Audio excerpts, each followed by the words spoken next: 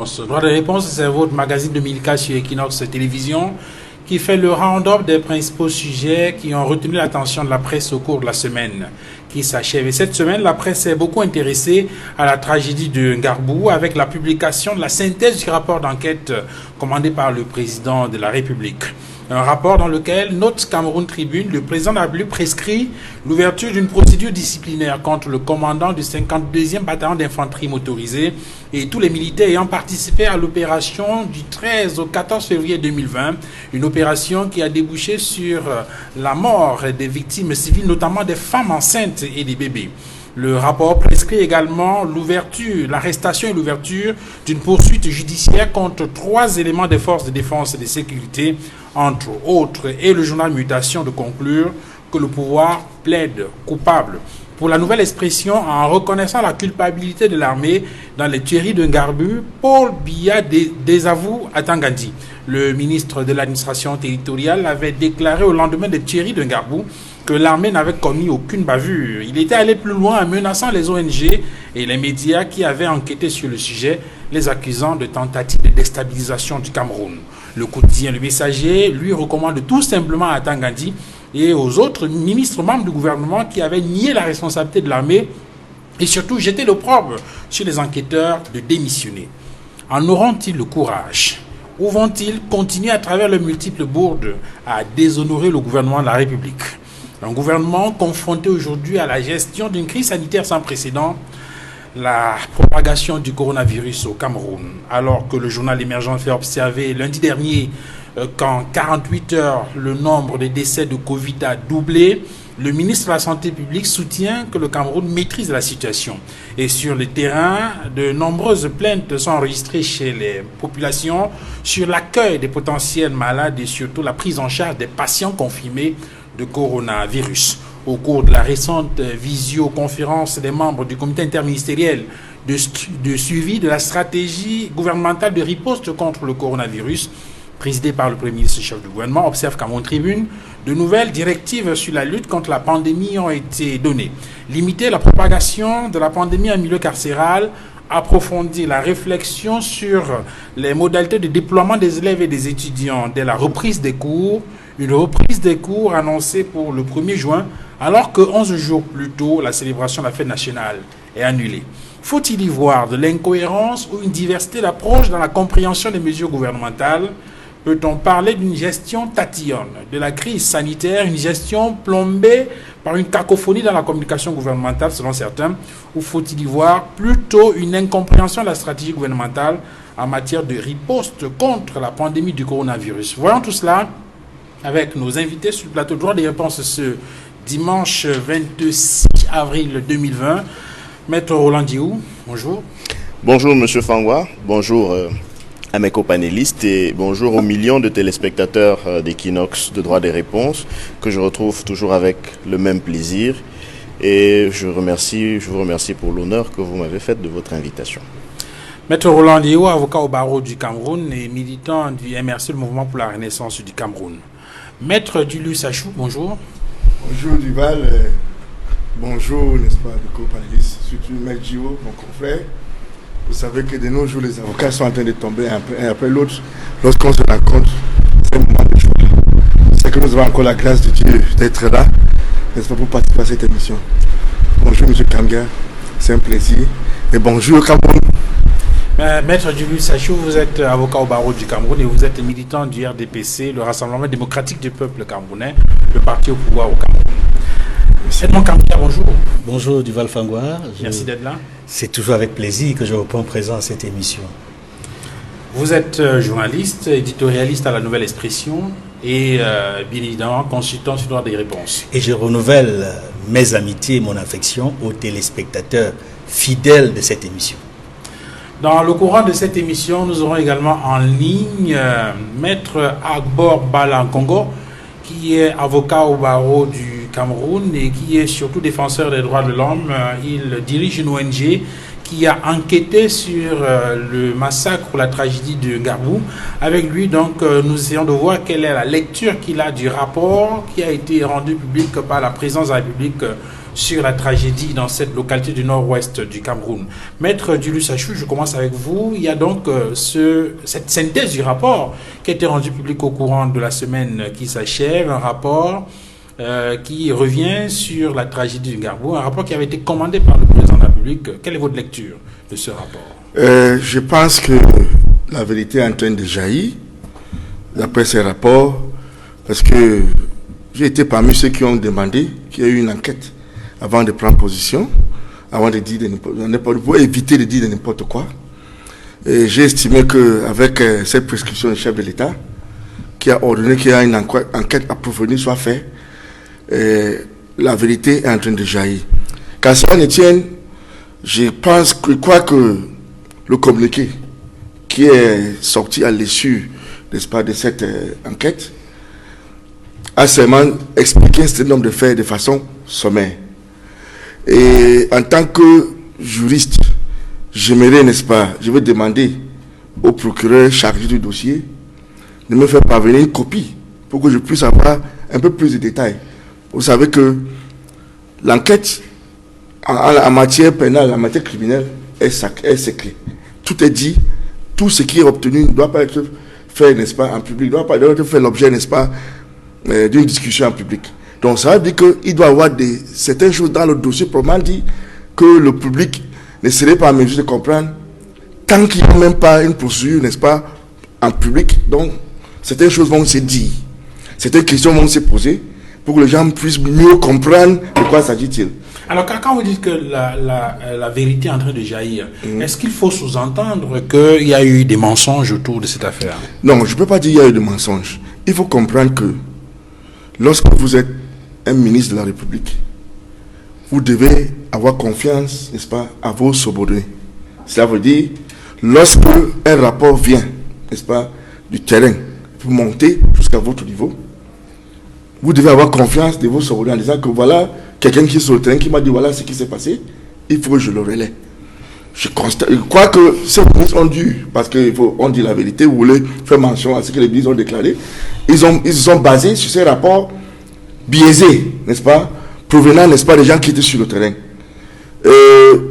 En matière administrative, je sais que très souvent il y a des erreurs. Ça arrive. Un reportage peut être fait qui n'est pas conforme. Je me rappelle même, il y a cela quelques années, les journalistes avaient même, n'est-ce pas, protesté contre un ministre qui les avait donné des fausses informations. Ça arrive. Ça peut arriver à tout le monde. Lorsqu'on dit mensonge, entre guillemets, je pense que c'est plus que ça. Parce que si la personne qui est sur le terrain veut mentir à sa hiérarchie, donc c'est là qu'il y a le non-respect des normes dans ce pays. Ça ne va pas. Maître Roland Diou, on a parcouru quelques journaux cette semaine. La nouvelle expression, le Messager, entre autres, parle du désaveu. Paul Biya désavoue ses ministres. C'est le cas de le dire? Paul Biya désavoue ses ministres. J'aurais plutôt tendance à être prudent une fois ce rapport publié. Et ma prudence est commandée par quelques éléments dont mon confrère a fait cas tout à l'heure. Si on doit faire confiance à ses subordonnés, est-ce qu'on ne devrait donc pas aussi considérer que entre la parole du subordonné et la parole de la hiérarchie, il faut bien qu'on se dise qu'est-ce qui est la vérité? Parce que nous avons affaire là, d'une part, à une communication qui, dit-on, c'est basé sur la parole des subordonnés en qui il faut avoir confiance, plus tard démentie par la parole de leur chef. Deux informations de la même administration sur le même fait. Et je rappelle à notre mémoire à tous que ce n'était pas une seule communication jusque-là. On a vu la sortie du ministère de la Défense, suivie par celle du ministre de la Communication et enfin celle du ministre de l'Administration territoriale. Tout ça sur la base des informations reçues des subordonnés, dit-on, dont il faut avoir confiance. Plus tard, maintenant, on nous apprend qu'il y a une enquête. De quel type d'enquête? Et ça me permet de peut-être ne pas partager l'avis de mon confrère lorsqu'il estime qu'il y a des informations qui, à ce stade de l'enquête, ne devraient pas être connues du public. Je suis tout à fait d'accord avec lui lorsqu'il évoque le principe du secret de l'enquête judiciaire. Mais sommes-nous déjà dans le cadre d'une enquête judiciaire? Il me semble bien que non. En tout cas, le président de la République, même de fait, n'instruit pas des enquêtes judiciaires. Il demande à la justice de se saisir quand c'est le cas, et c'est quand celle-ci aura mis en mouvement l'action publique qu'on pourrait être dans ce cas de figure. Pour l'instant, il nous semble que c'est une enquête plutôt administrative ou disons interne. Maintenant, sur le sentiment général que tout cela dégage, ça renforce, ça conforte le sentiment de défiance que peut avoir un citoyen lambda comme moi. C'est-à-dire celui de se poser la question de savoir quel crédit peut-on encore donner à la parole du gouvernement? Quel crédit peut-on encore donner à la parole des ministres de la République? Et c'est la nouvelle expression qui, cette semaine, écrivait la parole gouvernementale dans la boue. Ce n'est pas seulement aujourd'hui que la parole du gouvernement se retrouve dans des endroits peu recommandables. Vous savez, les temps sont un peu graves pour qu'on rappelle tous les exemples passés où justement la parole du gouvernement s'est retrouvée en train d'être contrariée par la vérité des faits. Je vais prendre simplement, si on s'arrête sur des cas, on va dire, purement périphériques par rapport à la question de fond qui nous concerne. Si on parle de la CAN, il y avait des gens qui s'étaient engagés à ce qu'elle ait lieu le jour dit. C'était toujours la parole la plus officielle qui a été contredite plus tard par les faits, etc. Donc, je veux dire qu'on est quand même dans un environnement où il est difficile de prendre pour argent comptant ce que le gouvernement nous dit. C'est la raison d'ailleurs pour laquelle, lorsque le professeur Maurice Kamto, le président élu, a réagi au courant de cette semaine à la suite de ce rapport, il a appelé à ce que justement que nous nous mettions dans la logique d'avoir des résultats non discutés, que nous puissions garantir que la vérité soit effectivement dite dans le cadre de cette affaire de Ngarbou. Et la meilleure manière de le faire, c'est de faire recours à une enquête indépendante. Le mieux serait que cette enquête indépendante soit chapeautée, soit conduite par notamment les organisations internationales partenaires du Cameroun, comme l'Union africaine, comme les Nations unies, qui d'ailleurs sont coutumières de ce type d'enquête-là lorsque justement il se pose un problème de confiance. Je précise que la confiance est d'autant plus que ceux qui sont impliqués, c'est quand même les militaires de l'armée camerounaise. Celui qui enquête, c'est le chef des militaires. On peut légitimement penser qu'on est dans une posture de juge et de parti, surtout qu'il peut y avoir, je souligne, il peut y avoir des responsabilités à d'autres niveaux que seulement au niveau de ceux qui étaient sur le terrain en Ngarbou. Edmond Kamgia, en parcourant les unes de la nouvelle expression cette semaine, il y a une ou deux unes qui nous ont marqué. D'abord, Paul Biya désavoue ses ministres, et puis, plus loin, je crois, la parole gouvernementale dans la boue. Oui, Duval Fangwa, et ces manchettes-là sont travaillées. Ce sont des manchettes qui correspondent à la réalité que nous avons vécue, que nous avons analysée et pour lesquelles on a, pendant de nombreuses semaines, fait un compte rendu. D'abord, la parole du chef, la parole gouvernementale dans la boue. Parce que cela pose effectivement la question de la crédibilité de la parole gouvernementale, c'est-à-dire des membres du gouvernement. Est-ce que la parole d'un ministre au Cameroun est encore crédible? Pour l'affaire de Ngarbou, puisque nous parlons de l'affaire de Ngarbou, on a vu une série de ministres prendre position sur le sujet lorsque l'affaire a éclaté et que la presse en a rendu compte. On a vu des ministres défiler et donner leur point de vue, leurs opinions sur le sujet. D'abord, on a vu le ministre de la Défense qui a réagi et qui, il faut le souligner, a davantage, à travers le conditionnel qu'il a très souvent utilisé dans sa réaction, réagit un peu comme un journaliste qui prendrait des réserves par rapport à une situation. Parce que lui, c'est celui qui a le plus utilisé le conditionnel. Il y a eu ensuite le ministre de la Communication qui a pratiquement, en s'inspirant de la réaction du ministre de la Défense, réagi sur Ngarbou en donnant le même nombre de morts, 5 morts, parce que c'était ça le nombre de morts des différents ministres qui sont succédés, mais en utilisant son style qui lui est propre et qui n'est pas, il faut le dire, par rapport aux différents sujets sur la question des droits de l'homme, qui a été assez dur par rapport à ce qu'on nous apprend aujourd'hui comme étant la source d'un rapport biaisé. On va revenir sur cette question de rapport biaisé. Il y a eu également le ministre de l'administration territoriale, Paul Atangandi, et je dois dire, c'est le ministre qui aujourd'hui focalise l'attention de tout le monde, de l'opinion publique nationale et internationale et même de la presse.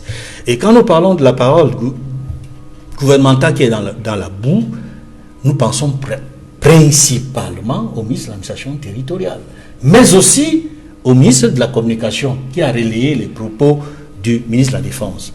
Quand nous disons qu'il s'agit principalement du ministre de l'administration territoriale, c'est parce que c'est quelqu'un qui cumule quand même deux fonctions importantes. En dehors d'être ministre de l'Intérieur, comme on le dirait dans un pays, dans un grand pays de démocratie, le ministre de l'Intérieur, c'est celui qui est véritablement au niveau de l'administration territoriale. Mais la seconde fonction qu'il occupe est encore plus importante au niveau de la présidence de la République. C'est le secrétaire permanent, n'est-ce pas, du Conseil national de la sécurité. C'est-à-dire celui qui coordonne au niveau le plus élevé les informations en ce qui concerne la sécurité nationale. C'est-à-dire c'est celui-là qui devrait avoir une parole qui ne ferait l'ombre d'aucun doute. Malheureusement, de tous les ministres qui se sont succédés et qui ont pris la parole sur Ngarvou, c'est celui qui a la parole la plus controversée. Qui plus est, c'est le ministre qui a tenu des propos graves concernant certains médias, dont Equinox Télévision. Et à ce propos, Edmond Kangya, justement, on a remarqué que après la publication du rapport, je veux dire après la publication des enquêtes qui ont été faites par des ONG et avec un compte rendu qui a été fait par Equinox Télévision, il y a eu des menaces du ministre de l'administration territoriale. Mais on a remarqué que Equinox est resté serein, tout à fait, est resté droit dans ses bottes. Qu'est-ce qui fonde cette sérénité? La sérénité du groupe La Nouvelle Expression et notamment d'Equinox Télévision, c'est la vérité des faits. Nous avons été sereins de bout en bout sur le dossier Ngarvou, que nous pouvons dire ici être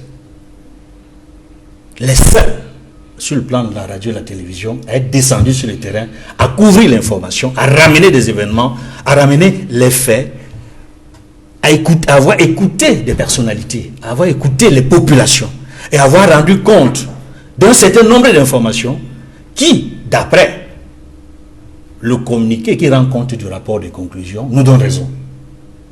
Mais je dois dire que nous sommes à moitié satisfaits.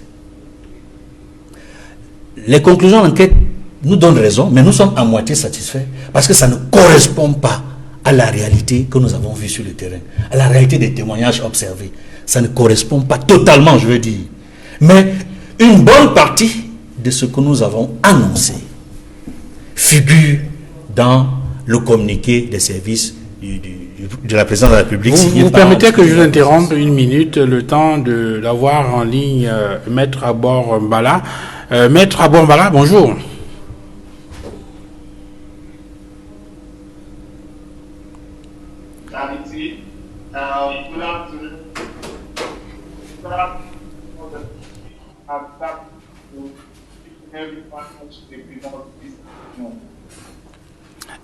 J'espère que la communication va s'améliorer. Vous êtes avocat au barreau du Cameroun. Vous êtes surtout responsable d'une ONG de défense des droits de l'homme. Vous avez parcouru la synthèse du rapport d'enquête publié par la présidence de la République sur la tragédie de Ngarvou. Est-ce que, et dans un tweet, vous avez indiqué que vous êtes satisfait, en tout cas, que ce rapport vous donne raison. Est-ce que vous êtes d'accord avec l'entièreté du contenu de ce rapport rendu public par la présidence de la République? Well, you see, the first thing is that a government does something right, you have to encourage the government to congratulate them for what they've done and to ask them to do better. I think we should rise above the position that we just criticize everything coming out from government. If you follow the report and follow the reaction from Human Rights Watch, from United Nations, the British and the French and the EU, everybody is kind of contented with the fact that government for once accepted responsibility. But we need to go beyond the acceptance of responsibility. There is a need, for example, the report talked about the fact that they would bring justice perpetrators of this crime. But we would go further to say that when you bring these perpetrators to justice, you need to ensure that the trials are free and that the survivors or their relatives should be able to leave Gabo and come to Yaoundé. How can that be done? Government needs to provide transportation and lodging in Yaoundé, but also to ensure that the trial is open to the public. Two of my colleagues are on the panel, and all of them would acknowledge the fact that trials are supposed to be public. For exceptional reasons, it could be done in Capra. Because the report is already out, I don't see any reason why it will be done in public. It means that the victims and their survivors and their relatives should be able to be granted unfettered access to follow the trial. Because like somebody who has gone through the trial at the military court, you would realize that at times it's not easy for people to follow the trial. I wish the trial was done in Meda, where we have a military court, where the survivors are, because it would in a way be able to help them. Because the report clearly talks about the fact that it will be done in Yaoundé, I have accepted that it should be done in Yaoundé, but also that it should be open to the public. Secondly, also, we talked about the fact that exhuming their corpses and giving them a decent burial. I think that is a good thing. If you follow the jurisprudence of the African Commission on Human and People's Rights and also the jurisprudence in the Inter-American Commission, these are measures which have been taken in place in cases where they have found human rights violations violated. Mais au-delà de ça aussi, il faut que aussi le gouvernement mette en place, on peut nommer les rues sur le nombre de victimes CAP, et ce n'est pas seulement pour donner l'argent, mais pour aider les familles. On peut aussi décider d'envoyer les enfants des victimes à l'école. Le gouvernement doit prendre en charge de ça. Il faut que aussi les trucs comme l'eau et l'électricité, le gouvernement va aider les populations de Gabo pour avoir l'eau et l'électricité. Ça va aussi aider la réconciliation. Alors, on va retrouver Maître Agbor Mbala dans quelques secondes, le temps de rétablir la connexion avec cet avocat.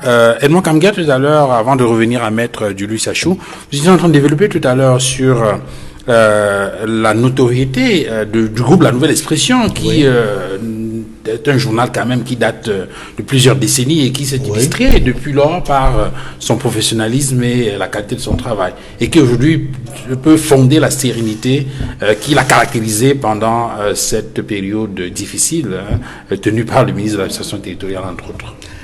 Oui, il faut le dire.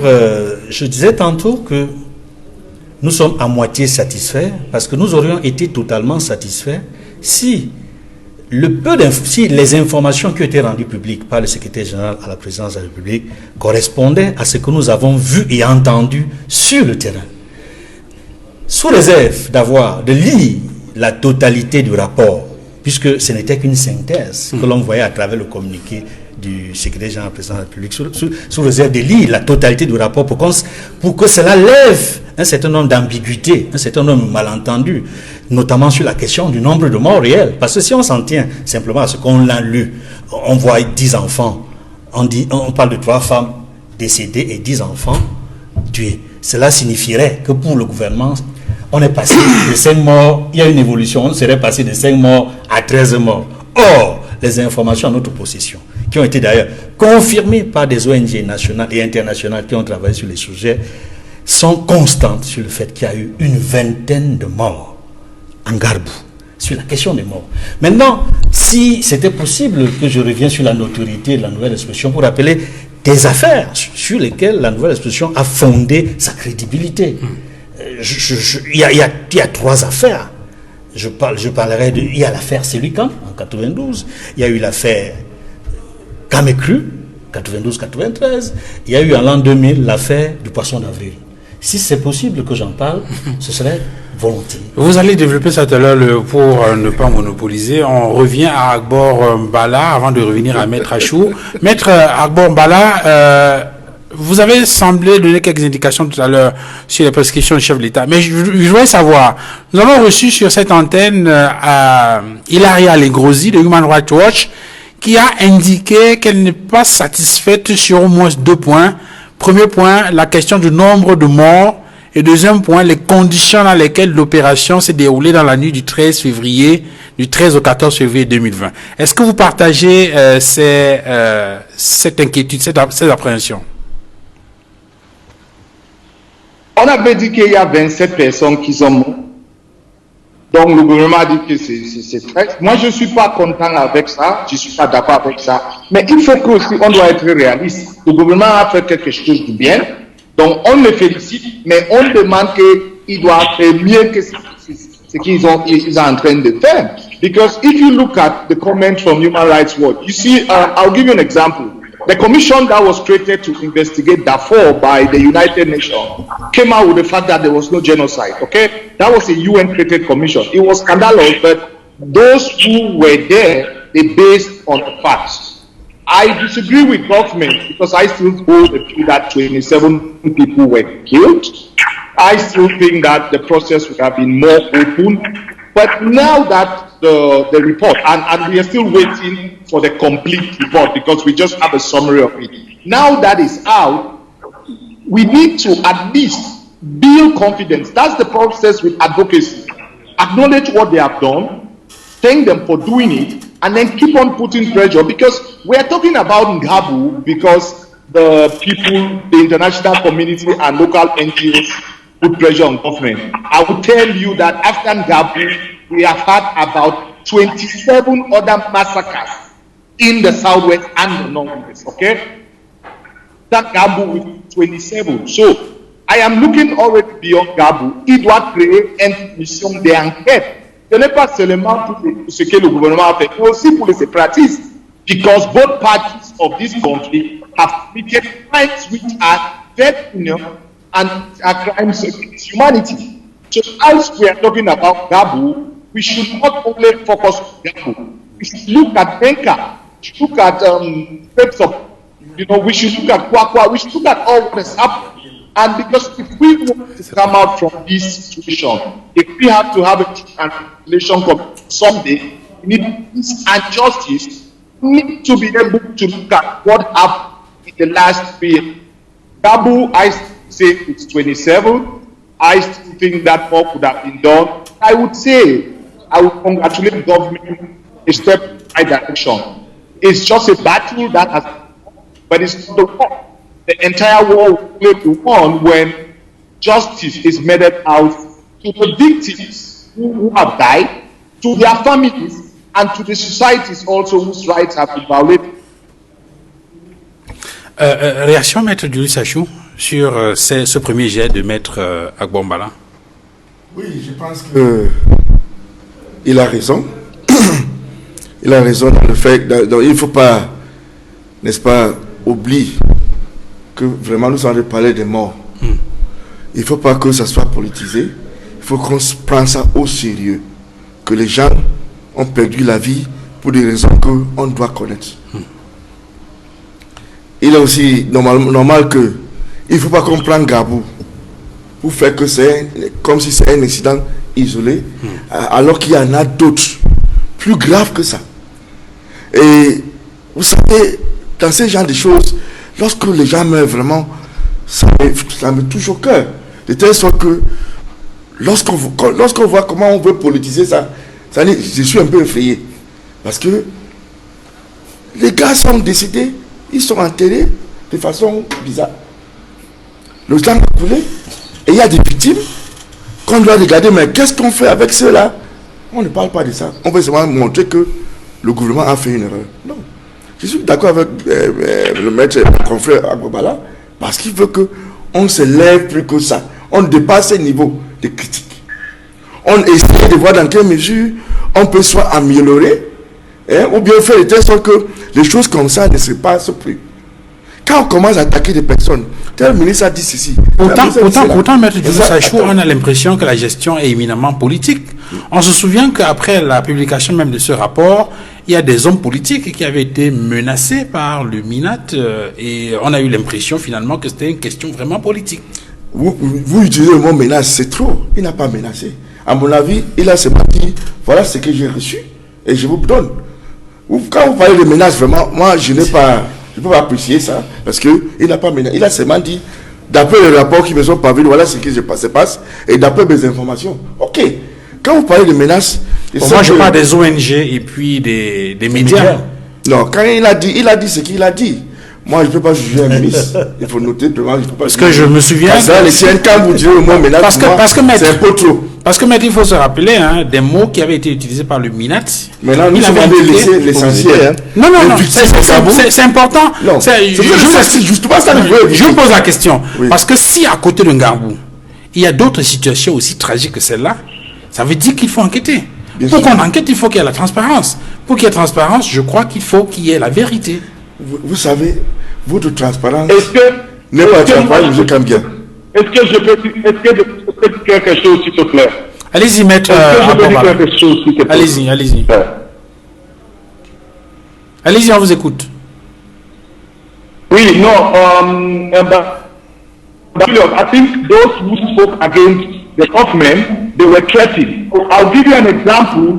When I made a statement, Minister Momo came to my Facebook page and attacked me personally that I was supporting the secretary and that they could arrest me for trying to prevent and shield those who had committed the crime. So in a way, it was psychological. Even when the government, surrogates of the chief saw the post to paper that accused myself, Santo, and Keremu for trying to destabilize the country, it was psychological because my friends and family were calling me, they were worried about me, and he affected me away. So I don't that government, those who were responsible for the attack, real or imaginary, they should apologize to civil society organizations, should apologize to us, they should apologize to human rights human rights watch also. Because what they said against us, in a way has to bring our image into disrepute. So something has to be done. It just cannot be business as usual. When the Minister of Territorial Administration threatens civil society organizations, accuses us of receiving money to destabilize the country, just based on the statement that we made in Gabo. I think also it's unfair from the fact that all of us are citizens of this country. Nobody is bigger than control, whether it's Asankanchi or it's Sabia or it's Mr. Kampo. None of them are bigger than this country. All of us are citizens of this country, and we need a basic respect. So if the minister has eaten humble pie, government has accepted that with the response, it is important on this minister to apologize to us and in a peaceful world, in a country where things work on that statute, we know that certain ministers will either resign or dismiss the government. Okay. Because they are tarnished made of the government. But unfortunately, we live in a country where resignation is the exception, not the. But I think that something has to be done. Heads has to roll. Those who have accepted, those who have been found guilty, they should at least, apologize to us. Ok, on revient à vous tout à l'heure, Maître Abourbala, mais avant de vous mettre la parole, Maître Olandéou, sur cet aspect-là quand même, il y a beaucoup qui attendent des excuses, Maître Dulu-Sachou, sur ce qui a été dit. Il y a plusieurs façons de faire le mea culpa. Ce n'est pas tellement ce que vous voulez, n'est-ce pas, que ça soit fait. Oui, je vous dis une chose. À l'heure actuelle, mon confrère Abourbala, M. Kambia et mon confrère Joe ont bien parlé de cet événement, ce qui s'est passé. Est-ce qu'ils étaient là? Non. Ils sont basés sur des rapports, soit de leurs subordonnés, n'est-ce pas, de leurs employés, n'est-ce pas, pour dire ce qu'il dit à l'heure actuelle. Donc, c'est vrai que nous sommes en train de parler de ce que quelqu'un d'autre a vécu, et vous allez le dire comme si vous étiez là. Donc, il faut imaginer qu'à un moment donné, on vient démontrer que de ce que vous dites là, il y a eu des erreurs, il y a eu des mensonges ici, par là. Qu'est-ce que vous allez faire? Dans tous les cas, moi, je ne veux pas que c'est pour venir autour de cette histoire, n'est-ce pas, nous faire rater l'objectif. L'objectif, c'est quoi? Gabou, il y a eu une enquête. Qu'est-ce qu'il faut faire? Il faut que ça soit fait. Il faut que la justice doit faire son travail. Il faut que les victimes soient compensées. Il faut que ceux qui sont enterrés soient déterrés pour que soit mieux enterrés dans les normes, et ainsi de suite. C'est ça le plus important pour moi. Tout ce qui est autour, tout ce qu'on parle de tout là, pour moi, vraiment, ça n'a pas de sa place. Mais concentrons-nous de ce qu'il faut faire après ces rapports, malgré le fait que, bon, certains acceptent de moitié, ils ont satisfait à moitié, mais il faut renforcer le fait que on doit aller jusqu'au bout de ces logiques. Alors, Maître Roland Liu, il y a peut-être quand même de bons points dans ce rapport. On se souvient que certains journaux, cette semaine, ont indiqué qu'on doit féliciter le président Paul Biya pour la transparence dans la publication de ce rapport. Point positif, forcément, il y en a. Et nous savons tous qu'il faut toujours avoir de l'honnêteté intellectuelle quand on aborde les questions, notamment lorsqu'on est dans le débat public. Et c'est en cela que je suis totalement d'accord avec mon confrère Maître Akbo Bala quand il dit que oui, quelque chose a été fait. Mais je suis également d'accord avec lui, et c'est là où Maître Achou ne sera pas d'accord avec moi, quand il dit que la pression doit être maintenue pour que justement on aille au-delà. Et nous disons qu'il faut se concentrer davantage, non pas sur ce rapport, mais ce qu'il faut faire pour aller au-delà, précisément parce qu'autour de ce rapport, il y a un certain nombre d'éléments qui nous permettent de penser qu'on n'a pas encore dit toute la vérité. Je ne vais pas revenir sur ce que M. Kamge a dit tout à l'heure, je ne vais pas revenir sur ce que Mme Allegrosi, elle aussi, a dit. Tout le monde a quand même montré qu'il y a des réserves à avoir. Il y a même que cette reconnaissance de culpabilité, même si ce n'était que pour le seul fait d'un Ngarbou, démontre quand même que l'État du Cameroun reconnaît qu'il est possible que ces hommes puissent eux aussi commettre des exactions. C'est donc l'occasion d'ouvrir les yeux pour voir plus clair sur d'autres cas éventuels où l'on a souvent attiré l'attention sur la responsabilité du gouvernement. Mais moi, j'aimerais quand même faire une petite précision. La première précision, c'est sur les postures que nous pouvons avoir. La posture d'une organisation non gouvernementale, comme le Centre pour les droits de l'homme et la démocratie, que coordonne mon confrère, est précisément celle qu'il défend. C'est-à-dire qu'il faut toujours essayer d'abord de s'assurer que ce qui a été reconnu soit effectivement implémenté, d'une part, et d'autre part, que d'autres choses puissent être faites pour aller davantage. La posture d'un tenant du pouvoir sera de minimiser, vous voyez, de minimiser ce qu'on pourra considérer comme étant des revers. Et c'est très bien ce que mon confrère Maître Achou fait sur ce plateau. C'est-à-dire que selon lui, il faut se concentrer sur l'essentiel. Mais je rappelle à l'opinion que l'essentiel selon lui, parce que lorsque ces événements ont eu lieu dans la nuit du 13 au 14 février, et que la presse en a rendu compte en son temps, l'essentiel à ce moment-là pour le gouvernement n'était pas au même niveau qu'il est aujourd'hui. Vous voyez donc que quand on parle de politisation, et c'est le troisième point que je voudrais aborder, il faut se garder de ceux qui crient les premiers à la politisation. Je crois que dans cette affaire, il y a beaucoup de politisation effectivement, mais elle ne vient pas forcément de là où on croit. Elle vient davantage de ceux qui veulent justement noyer le poisson. Et c'est pour ça qu'au début de mon propos, j'ai dit qu'il fallait avoir de la réserve. Parce que si précisément le gouvernement tente de politiser cette affaire pour donner l'impression qu'elle a fait tout ce qu'il y avait à faire et qu'il n'y a plus rien à faire, alors c'est un problème. Cela peut également laisser suspecter qu'il y a peut-être une manœuvre derrière cette annonce de résultats de sanctions ou d'enquête, peut-être visant à couvrir ou à cacher d'autres responsabilités. Et encore une fois, je prends pour mon compte ce que mon confrère Bobala a dit. C'est qu'il faut maintenir la pression. Chacun en ce qui le concerne, les ONG de leur côté, les partis politiques de l'opposition de leur côté, pour que précisément on y voit beaucoup plus clair, qu'on puisse avoir la vérité des faits. On indique qu'un Ngarbou n'est pas le seul cas de massacre. Ça conforte la posture de ceux qui, depuis le début de la crise anglophone, disaient qu'il faut qu'on arrête ça, qu'il faut qu'on se parle, qu'il faut qu'on négocie un cessez-le-feu, qu'il faut qu'on arrête de s'entretuer. Aujourd'hui, on est en fait en train de découvrir les conséquences d'une guerre que nous avons laissé se nouer à nos portes dans notre pays pendant plus de 3 ans. Et on sera bien obligé, qu'on le veuille ou pas, de se dire la vérité.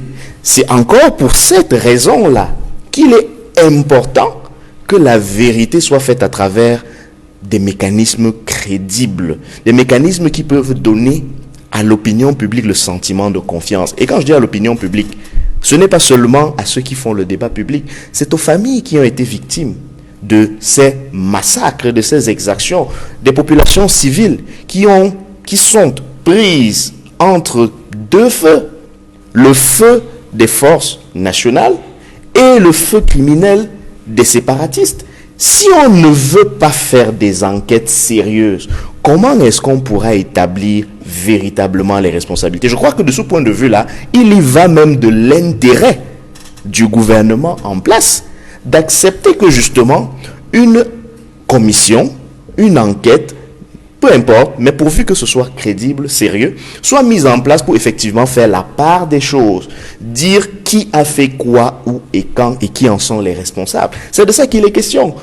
Après cela, on pourra maintenant décider du mécanisme qu'on va adopter pour revenir à une situation normale. On a des exemples. L'Afrique du Sud a connu la commission Vérité-Réconciliation. Le Rwanda, après le génocide, a expérimenter une technique se basant sur des tribunaux coutumiers qu'ils ont appelés les gachacha. Il y a beaucoup, on peut choisir de les traduire simplement devant les juridictions.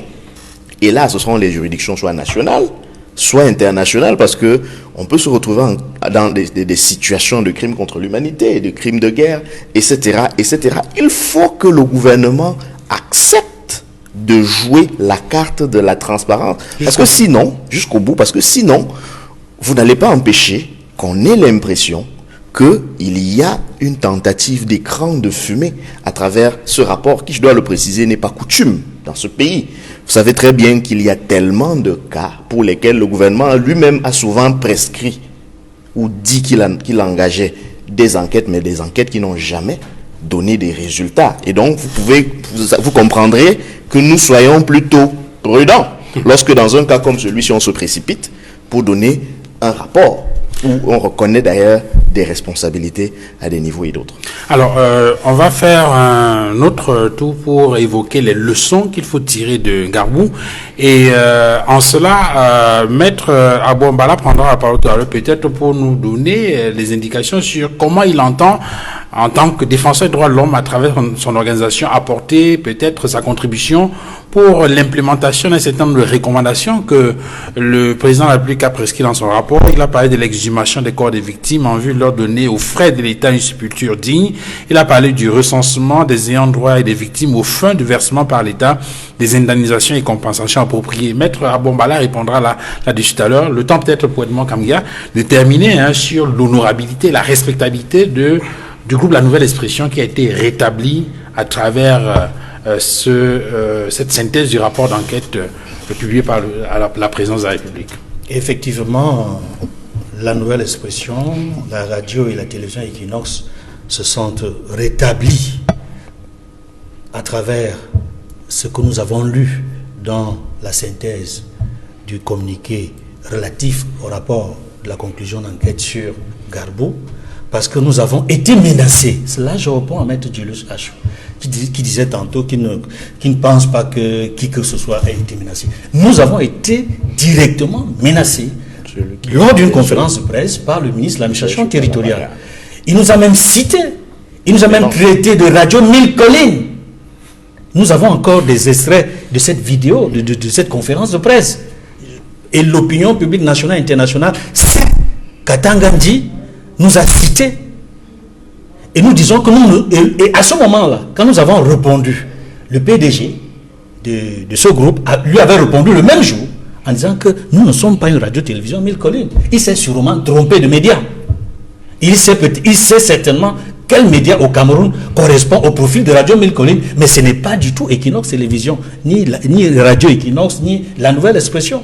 Je ne reviendrai pas sur ce que le PDG a dit ce jour-là pour lui répondre, mais pour vous dire... D'ailleurs, au lieu de faire la synthèse de quelques cas importants qui ont marqué l'histoire du groupe La Nouvelle Expression, peut-être en quelques secondes avant qu'on... Je vais d'abord terminer sur la question de la menace et parler de l'image du pays avant de revenir sur les cas historiques.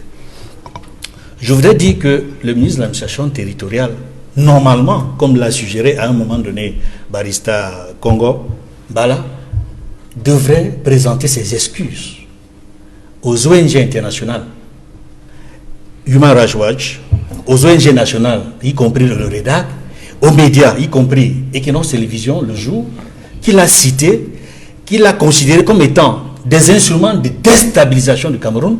Voyez-vous, il nous a même accusé d'avoir perçu 5 milliards. 5 milliards pour déstabiliser le Cameroun. C'est une accusation grave. C'est de la diffamation. Et quand c'est une personnalité, et je le rappelais tantôt, qui cumule des fonctions, y compris celle de secrétaire permanent du Conseil national de sécurité, c'est-à-dire c'est celui qui est le mieux placé pour avoir la bonne information, mais qui soit capable de diffamation, cela met en doute la parole, non seulement du gouvernement, mais de l'État du Cameroun auprès de la communauté internationale. Voyez-vous, dans cette affaire Ngarou, comme dans la réaction de ces différents ministres, l'image du Cameroun a pris un coup.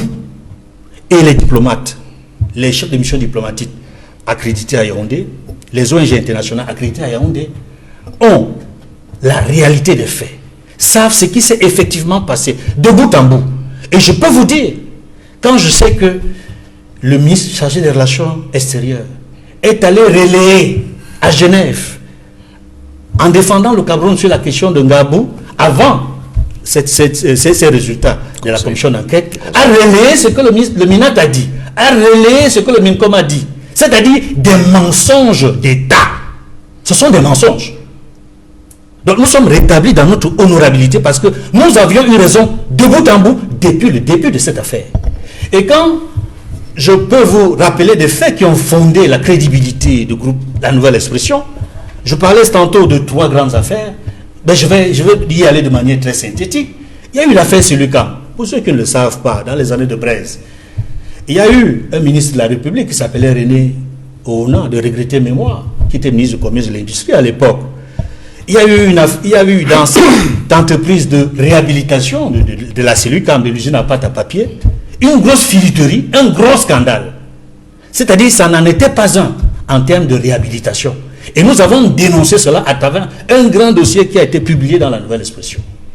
Et quand ce ministre, à la suite du dossier que nous avons publié, a tenu une conférence de presse pour nous traiter de tous les noms d'oiseaux, nous avons sorti une édition spéciale titrée « René Oona aggrave son cas, document à l'appui ». Et vous savez quelle a été la suite? Le président Paul Biya l'a relevé de ses fonctions sur la base des documents que nous avions publiés concernant l'affaire Selucam.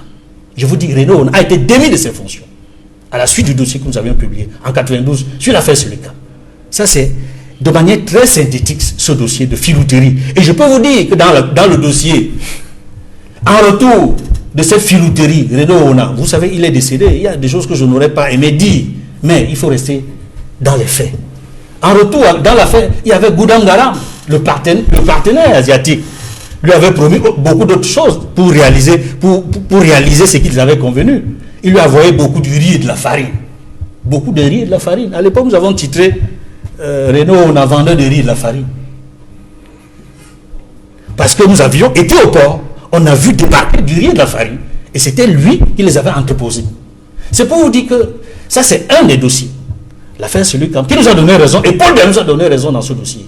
Il y a eu une autre affaire, l'affaire Kamekru. Vous savez, c'est une société qui avait réussi à obtenir par l'État du Cameroun à travers une convention la possibilité de pêcher dans les eaux territoriales du Cameroun de manière exclusive, de pêcher dans les eaux territoriales et puis de les vendre en exclusivité au Cameroun. Nous nous sommes rendus compte que l'affaire Kamekru, dont le patron, je vous le dirai pourquoi, c'est d'acheter du poisson. Or, ce qu'il faisait, il devait pêcher le poisson avant de le revendre. Mais il allait en haute mer, à travers un transbordement, réussissait à récupérer du poisson qui venait du port de Nouadhibou, le ramener au Cameroun, le revendre, comme s'il avait pêché le poisson. Il n'avait jamais pêché le poisson. Nous l'avions dénoncé. Il nous a porté plainte. Il a essayé d'instrumentaliser la magistrature. Et celui qui gérait ce dossier, mon collègue, actuellement rédacteur en chef, David Noou, a été jeté en prison. Il a été condamné ferme. Le patron, le PDG actuel, Séverin Tchouka, avait été condamné ferme à 6 mois de prison avec l'auteur qui avait fait ce dossier. À 6 mois de prison ferme. Nous avons fait appel. Vous savez ce qui s'est passé en appel? Nous avons été acquittés par la cour d'appel, en collégialité. Quand ils ont pris possession de tous les documents qu'on avait, ils se sont rendus compte que c'est nous qui avions raison. Alors, ils ont été acquittés après avoir fait quand même 3 mois pour rien en prison. Alors, et je disais donc tantôt que l'affaire a ressurgi plusieurs années après parce que l'État a dû perdre plusieurs dizaines de milliards. Parce que c'était à travers de l'argent de la BAD que le Cameroun avait réussi à obtenir. Okay. Il a fallu que la caisse d'amortissement puisse subir au niveau des dettes de l'État pour dire, mais qu'est-ce qui s'est passé? Ce monsieur a été dans une grosse affaire. Et ce sont des dossiers qui ont fondé la crédibilité du groupe La Nouvelle Expression. Alors, je voulais dire en lisant entre les lignes, vous semblez indiquer que... en lisant entre les lignes, vous semblez indiquer qu'il y a des jours sombres pour des ministres de la République. Il y a des jours sombres pour des ministres de la République. Alors, parce que chaque fois qu'il y a eu des cas comme ceux-là, ça s'est retourné contre des membres du gouvernement qui étaient dans les... Maître Abou Mbala, sur les recommandations, certaines prescriptions qui ont été faites par le chef de l'État, comment entendez-vous apporter votre contribution pour que cela se fasse? Je parlais tout à l'heure de l'exhumation des corps ou encore du recensement des ayants droit et victimes, et même la question du renforcement de la sécurité, qui est l'une. The commission that was created was to have activity, and it was supposed to be the mandate of the commission to make recommendations. I don't understand why the president had to make recommendations. But what I want to say also is, for those who have done international criminal law, there's what we call superior subordinate relationship, meaning that those as high as the minister are supposed to be held responsible for what happened in Gaza. You cannot just limit it to the person who was commanding in the Northwest, because the person has instructions and the minister in charge of defense is supposed to assume responsibility when such a thing happens. We have seen examples in the International Criminal Tribunal for Sierra Leone and Rwanda and in the ICC. So you cannot only focus on those who are below the chain of command. You have to focus on those who are higher up the chain of command who gave these instructions. When you look at the measures that they put in place, exhuming the body, we need forensic, we need experts, and I would urge the state to include civil society organizations also. I know that the commission made reference to a few, but we need to involve civil society organizations. And when I say civil society organizations, we need to involve those we don't like. Because what I noticed in this country is that whatever they are doing, they involve only the people they like. They should involve civil society organizations, Cameroonians who have integrity, whether they are supporting the government or not, they should be involved. And in terms of compensation, who determines the compensation? Are they going to create a commission with independent experts and civil society to determine how much each person is going to earn? And to go beyond that, we need to name streets after the victims of the people of Gaza. We need to have a day to celebrate their life, a day of mourning. We can decide that 14th of February each year to be a day to celebrate, to mourn those who died in Gabu, but also those who died in the Angolan crisis. Something has to be done, otherwise we will give prisons for impunity. For us to stop this violence in this country, there must be accountability. And accountability means that whoever is responsible, whoever has given instructions, if you look at what happened 2 days ago, the SDO of Kupe Maninguba has already told people to leave, meaning that they have already learned the lesson from Gabu. They are still ready to attack civilians who are conniving with the separatists or the separatists. So what lessons do we learn from Gabu? We should say no to impunity and the need for accountability. And this government has to be held responsible.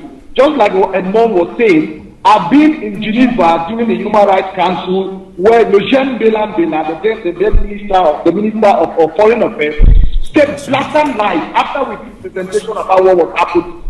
He gave a different picture as if we were not living in Cameroon. We need to put an end to institutionalized lies, because if we want to build a nation, what are we teaching the young people of this country? That a minister goes on air and says that the military was not responsible. A minister goes on air and insults civil society and newspapers and politicians for saying the right thing. And then today it has been proven that they are wrong. They have to be dismissed. They have to resign. They have to apologize to the Cameroonian public in general and those in particular who they brought their image into disrepute. That is the least that we can accept. Because there will be a time in this country that everybody will be held accountable. And justice should not only be done, there should be things done. And I urge the head of state to ensure that everyone who is responsible in his government should be sacked from the government. Ok, merci Maître Abouar Bala pour cette nouvelle intervention. Maître Julius Achou, il y a des journaux qui ont indiqué qu'en observant ce qui s'est passé, la réaction du gouvernement, la gestion de ce dossier par le gouvernement, qu'il y a des ministres qui devraient démissionner. Ils en ont donné 3, ils en ont cité 3. Et il y a d'ailleurs le jour qui, en faisant une sorte d'ironie, a rappelé l'histoire malienne. Est-ce qu'il n'y a pas de leçon que les uns et les autres devaient tirer de cette affaire, par exemple, en rendant leur tablier? Moi, je n'aime pas toujours traiter de sujets en passant par les exceptions. J'aime ce qui est le principe. Pour moi, dans cette affaire, le président de la République a pris les choses en main. Il a fait ce qu'il a fait, il a ordonné cette enquête qui vient avec un rapport. Il coordonne avec un premier ministre qui vous a dit, il y a cela, je crois, quand il a pris ce service, que c'est un monsieur méthodique et proactif. Et vous avez senti sa façon de gestion avec le temps. Ils sont en train de vouloir remettre le pendu à l'air. Vous savez, c'est trop facile de venir juger un ministre en mando visio de ce qu'il a fait ou ce qu'il a déclaré. C'est trop facile. Et j'en suis fier que je suis parmi ceux qui aiment davantage ce qui est positif. Ce qui est négatif pour moi, crée seulement la haine entre nous. Ça crée la dissension entre nous. Or, je suis un conciliateur, j'aime les gens, j'aime que nous sommes de ce côté, comme le président de la République, qui veut que les gens soient ensemble. Malgré, nous vivons malgré nos divergences. On ne prend pas, n'est-ce pas, nos divergences d'opinion comme si nous sommes des ennemis. On doit vivre avec. C'est pour cette raison qu'en tenant compte de tout ce qui s'est passé, peut-être les déclarations des ministres, les déclarations de l'ONG, le chef d'État dit, bon, c'est moi à qui le peuple a donné la souveraineté. Je veux le gérer comme je veux. Il a créé une enquête et on voit les résultats. Moi, je me limite à ça. Je ne veux pas entrer dans la danse. Voilà, ça va, c'est que tel l'a fait, tel n'a pas fait, ainsi de suite. Parce que les ONG et autres là, je dois même, c'est pas moi, n'est-ce pas, d'apprécier ce qu'ils font. Moi, j'ai apprécié ce qui est bien, qui a été fait par le chef de l'État, Edouard Lodi, que c'est que cet angle que je vois les choses. Je vois que c'est dans cet angle. Je suis au-dessus, je vais être aussi au-dessus de tous ces petits querelles, où ces petits non dit et dit, mais avec à même niveau que le chef d'État en disant que c'est comme ça que les Camerounais doivent voir les choses.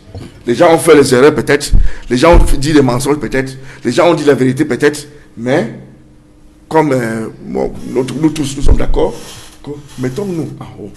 Sauf que le sentiment que certains ont, c'est que ces attitudes de certains membres du gouvernement ont un impact négatif sur la coordination qui est faite par le Premier ministre du gouvernement. C'est vous-même qui observez que le Premier ministre, effectivement, est en train de bosser pour que les choses reviennent sur le droit chemin. Mais on a l'impression que les attitudes de certains membres du gouvernement ne permettent pas au Premier ministre d'être efficient. Ce sont des journaux qui le disent, et un cas palpable, c'est en rapport avec la stratégie gouvernementale de lutte contre le coronavirus. On a bien vu qu'à un moment donné, ça allait dans tous les sens, au point où le Premier ministre, chef du gouvernement, a dû faire un rappel à l'ordre pour dire, écoutez, désormais, tout le monde ne prend plus la parole n'importe comment. Est-ce que, de ce point de vue-là, vous n'avez pas le sentiment que si les gens ne sont pas recadrés, si les leçons ne sont pas tirées, ça risque d'être difficile, comme c'est déjà le cas avec la gestion du coronavirus? Oui, je suis d'accord que peut-être les erreurs ont été commises. Comme d'habitude. Moi, je suis un réaliste. Je suis d'accord que peut-être les choses sont parties de gauche à droite, n'est-ce pas, sans cohérence, sans coordination. Mais le Premier ministre a pris les choses en main. Moi, je suis positif que quand il a pris les choses en main, c'est pour rectifier les tirs. Et il est en train de le faire de façon efficace. Le sentiment des autres personnes, nous sommes en démocratie. Au Cameroun, chacun a le droit de penser comme il veut et de dire comme il veut. Pourvu que, n'est-ce pas, ça ne blesse pas, ça n'enfreint pas la liberté ou bien le droit de l'autre. Vous avez le droit, les journaux peuvent écrire tout ce qu'ils veulent. C'est tout à fait normal. Nous sommes en démocratie, en liberté de communication. C'est normal. Mais lorsque un politicien, je viens pour le compte, n'est-ce pas, d'un parti politique, je dois d'abord essayer de vous montrer le côté bon. Parce que je constate que les journaux aiment ce qui est négatif. Parce que ça se vend plus que ce qui est bon. Et c'est pour cette raison qu'on dit souvent que pour aller au paradis, la route est très mauvaise que d'aller à l'enfer. Donc, il faut choisir. Moi, j'ai choisi le bon chemin. Là où on fait les vraies choses. Lorsqu'on pose les vrais actes, je suis d'accord avec ça. Ok. Maître Roland Djiou, parlant justement de cette stratégie gouvernementale de lutte contre le coronavirus, une stratégie qui est conduite par le chef du gouvernement. On a appris cette semaine qu'il y a eu une autre réunion du comité interministériel de suivi de cette stratégie gouvernementale de riposte contre le coronavirus. Il y a des recommandations qui ont été faites avec, entre autres, la limitation de la propagation de la pandémie en milieu carcéral ou encore l'approfondissement des modalités d'un retour à l'école. Mais il y a également quelque chose qui a retenu l'attention, c'est que le premier chef du gouvernement a annoncé, le ministre de la Santé publique a annoncé que le Cameroun maîtrise la situation de la pandémie. Pourtant, un journal Émergence en début de semaine parlait du nombre de cas de décès qui a doublé en 48 heures. Est-ce que vous, en tant que citoyen, vous avez le sentiment que le gouvernement maîtrise les choses?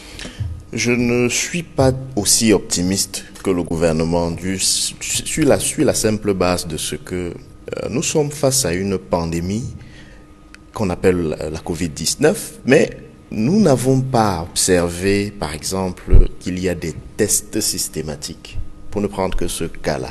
Il avait été annoncé, je crois, il y a quelques semaines, qu'il y aurait des tests massifs pour justement mesurer la pleine ampleur de cette pandémie dans notre société. Malheureusement, en tout cas, peut-être que Maître Achou a dû recevoir cela dans son quartier, mais là où moi j'habite, je n'ai pas entendu parler de tests massifs. Donc, pas encore.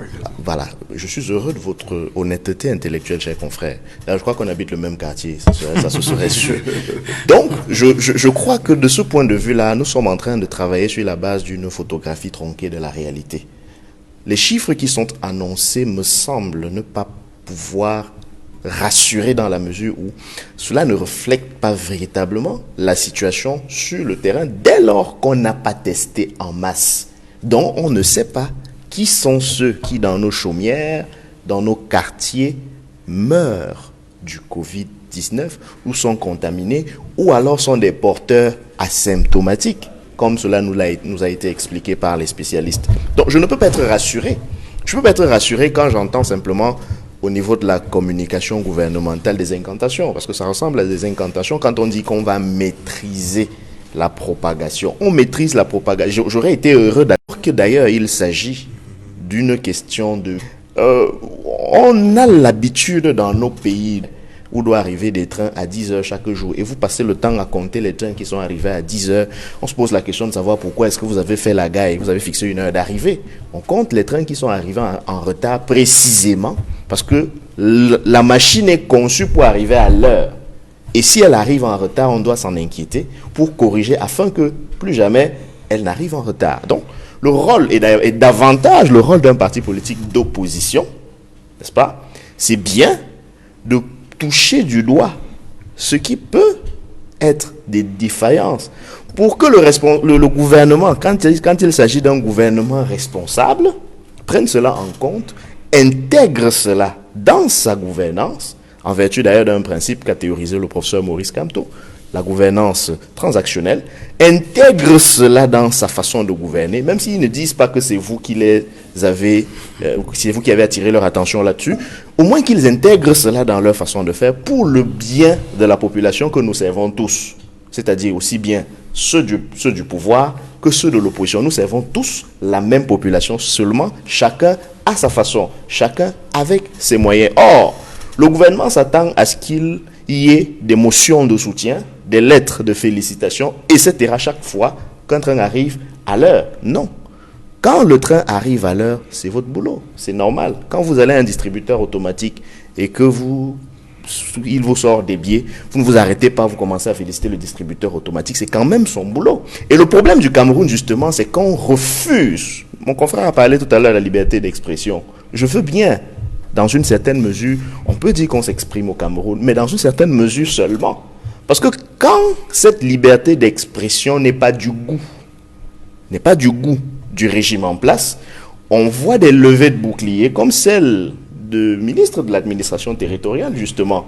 Je rappelle que à Equinox, les ONG, les acteurs de la société civile ont été traités de déstabilisateurs, mais ce n'est pas non plus une nouveauté dans ce pays. Le professeur Maurice Kamto, les alliés de la coalition, nos camarades, ont séjourné en prison 9 mois, un peu plus, pour hostilité contre la patrie, simplement parce qu'on n'a pas été d'accord au Cameroun sur la notion de liberté d'expression, c'est-à-dire qu'on a voulu imposer aux gens ce qu'on peut dire ou pas sur l'espace public. Alors, et d'ailleurs, ça me permet de revenir sur la question de la riposte gouvernementale. La situation des prisons, Oui. elle est suffisamment préoccupante. Oui. Oui, puisqu'effectivement, il y a eu des mouvements en Kundingi en début de semaine, et même cette semaine, lorsque la campagne de désinfection a été annoncée, on a vu des détenus sortir en masse dans la grande cour. On reviendra là-dessus tout à l'heure, Maître Diou. Je chute simplement en disant que cela ne rassure pas, en plus, quand on observe que la coordination de la riposte manque, on va dire, de cohérence.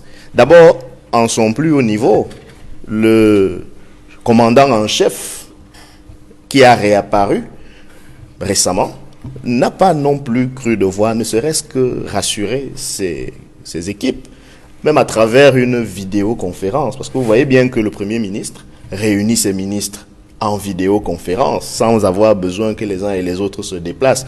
Confinement oblige. Cela voudrait dire que c'était également possible que le commandant en chef, lui aussi, à travers une vidéoconférence, puisse donner quelques instructions, quelques moyens, quelques éléments de langage même, simplement, à ses équipes. On me répondra peut-être qu'il l'a fait, mais c'est resté un secret entre membres du gouvernement. C'est possible, c'est possible, Maître Achou.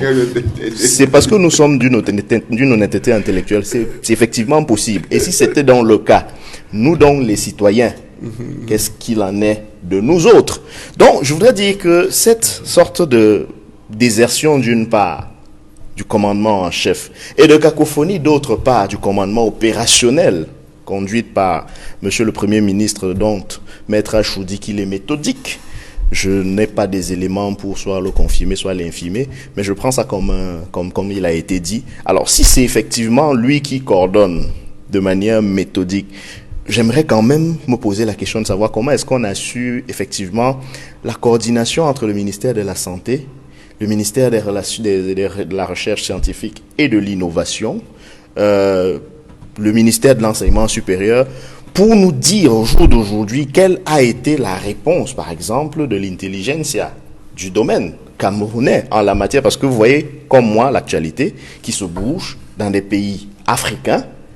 On a le Bénin, on a Madagascar, même s'il y a des polémiques du point de vue de l'OMS, on voit quand même qu'il y a un travail qui se fait, on voit quand même qu'il y a des solutions que des pays cherchent. Chez nous, peut-être qu'on n'a pas assez communiqué là-dessus, mais ou alors peut-être que ça n'existe pas tout simplement. De toutes les manières, on aurait aimé avoir plus de coordination. Et la reprise des cours me semble être un sujet suffisamment préoccupant. Parce que voyez-vous, on a à ce niveau-là une note, un message porté, dit-on, du ministre de la Défense, qui semble intervenu dans un contexte où il y aurait effectivement célébration du 20 mai. En annonçant le thème. En annonçant d'ailleurs le thème, en s'adressant aux militaires. Et 48 heures après, on a un message du ministre secrétaire général de la présidence de la République qui annonce qu'il n'y aura pas de célébration publique du 1er mai et du 20 mai parce que nous sommes en pleine crise de Covid-19. Sauf que longtemps avant ces deux interventions publiques, le gouvernement avait déjà annoncé que le 1er juin, il y aurait reprise des cours. C'est-à-dire que si je veux caricaturer, c'est un peu comme si au sein du gouvernement camerounais, il y a des gens qui ont le numéro de téléphone direct de coronavirus, au point où il leur est dit que, bon, je serai encore là jusqu'au 20, jusqu'au 21, peut-être jusqu'au 30 même, mais le premier, rassurez-vous, je serai parti. Et ça, on peut protéger les officiels en annulant une représentation publique de la fête du 20 mai. Ça, c'est pour protéger les officiels, les plus publics, mais exposer nos enfants en leur demandant de rentrer à l'école. Moi, ça me pose quand même un problème, au minimum de coordination, sinon de responsabilité. J'aurais aimé que l'on dise, avec beaucoup de prudence, qu'on travaille à la recherche de solutions pour une reprise des cours dès que cela sera possible. Pas qu'on annonce une date comme si on savait dès aujourd'hui. On n'est même pas encore en mai. On est encore simplement en avril. Comme si on savait dès aujourd'hui que d'ici le 1er juin, il n'y aurait plus de menace à coronavirus. Edmond Kamgia, est-ce que vous êtes rassuré par la stratégie actuelle du gouvernement en matière de riposte contre le coronavirus? Est-ce que les prescriptions qui sont faites vous rassurent quant à l'efficience de la méthode? Je vois bien que vous brûlez d'envie de revenir sur le sujet des archives de la Nouvelle Expression. Absolument, Duval Fangwa, parce que il faudrait que les téléspectateurs qui nous suivent sachent que ce groupe de presse est bâti bâti par des bâtisseurs, permettez la redondance, par des bâtisseurs qui aiment ce métier. C'est-à-dire que nous aimons la vérité, l'exactitude des faits. Et depuis que nous avons créé la Nouvelle Expression en 91, qui a très vite évolué d'hebdomadaire à quotidien, en passant par bi-hebdomadaire, tri-hebdomadaire, nous n'avons engrangé que des lauriers. Et tout à l'heure, j'évoquais 3 affaires dont j'ai épuisé la première sur l'affaire Selucam, où nous avions dénoncé un gros scandale politico-financier qui avait donné lieu, qui avait débouché sur le limogeage du ministre du Commerce et de l'Industrie de l'époque, René Rona. J'ai évoqué également la deuxième affaire importante, me semble-t-il, l'affaire Camecru, où la société qui était censée, n'est-ce pas, pêcher dans les eaux territoriales et venir revendre le poisson pratiquement en toute exclusivité, pratiquait autre chose, c'est-à-dire allait, je l'ai dit tantôt, c'est-à-dire faisait du transbordement, c'est-à-dire aller en haute mer, récupérer du poisson, venait le vendre comme s'il avait pêché. Et cela n'entrait pas du tout dans son cahier de charge. Donc c'était un gros mensonge et une vraie filouterie que nous avions dénoncée. Et je tenais à ajouter que dans cette affaire qui a conduit Séverin Tchouke, parce qu'il avait été condamné ferme, parce que quand ce monsieur de la société, quand nous avions dénoncé cette affaire de filouterie, et qui a engagé, nous avions, entre autres choses, nous avions démontré que la garantie souveraine que l'État du Cameroun avait accordée à cette société était basée sur du bluff. Et nous, aujourd'hui, nous sommes rassurés que lorsque l'affaire a rebondi, le patron de la société Camecru se retrouve aujourd'hui à la prison de Kondengi, où il a été condamné à 25 ans de prison pour la même affaire, pour laquelle le juge d'instance n'avait pas cru en nous, mais pour laquelle la cour d'appel avait relaxé pour faire non établi Séverin Tchouke, patron de la Nouvelle Expression, directeur de publication de la Nouvelle Expression, et l'auteur de l'article, David Nouon, parce qu'ils avaient été condamnés fin pour 6 mois, et en appel en mars 93, je me rappelle, ils ont été relaxés. Et je précise, relaxés pour faire non établi, et je précise, avec la collégialité du jury. Et les juristes qui sont à mes côtés savent l'importance d'une collégialité du jury. Et je voudrais dire... Féliciter dans la justice. Oui. Et donc la justice a été dite en faveur de la Nouvelle Expression. Parce qu'ils ont rétabli. Donc nous félicitons la justice. Non.